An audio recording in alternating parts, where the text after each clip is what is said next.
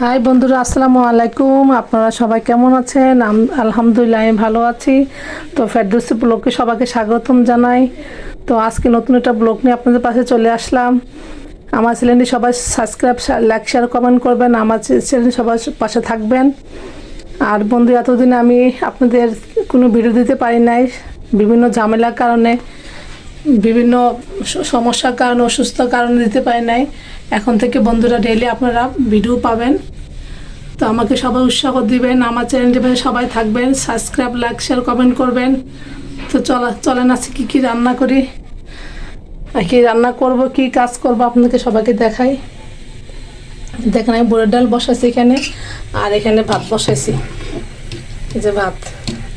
তো আজকে বন্ধুরা রান্না করব হচ্ছে চিংড়ি মাছ দিয়ে, আর চিংড়ি মাছ এনে ভিজাই রাখছি।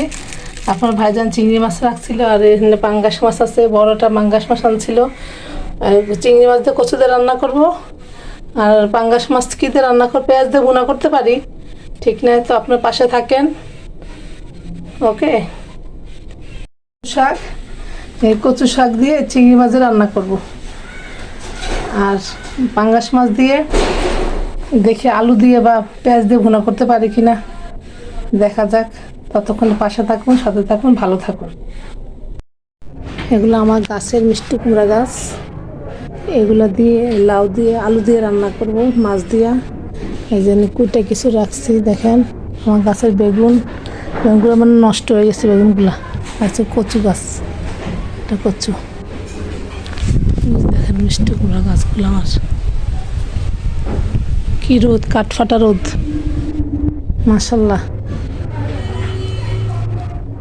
দেখেন বন্ধুরা, এই যে মিষ্টি কুমড়া ডোগা আপনাকে দেখাইলাম, যে এই ডোগা দিয়ে আমি মাছ দিয়ে রান্না করছি। এই যে দেখেন মাছ দিয়ে সুন্দর করে রান্না করেছি বন্ধুরা, খেতে মাশাল্লাহ অনেক স্বাদ হবে।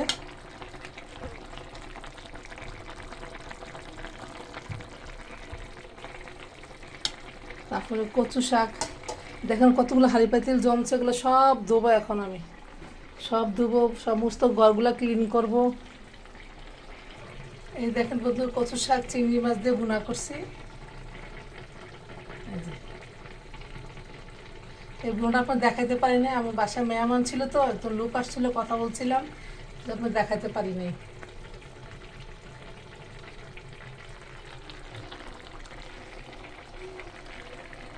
তো বন্ধুরা সবাই ভালো থাকেন, সুস্থ থাকেন। আজকে ভিডিওটা এ পর্যন্তই। এই কামনা করে সবাই সুস্থ থাকেন, ভালো থাকেন। আমার চ্যানেলটি ভাই সবাই থাকবেন, আমার চ্যানেলটি সবাই শেয়ার, লাইক, কমেন্ট করবেন, সাবস্ক্রাইব করবেন। সবাই আমার জন্য দোয়া করবেন, আমি আপনাদের জন্য দোয়া করি। বন্ধুরা ভালো থাকেন, আল্লাহ হাফেজ, আসসালামু আলাইকুম।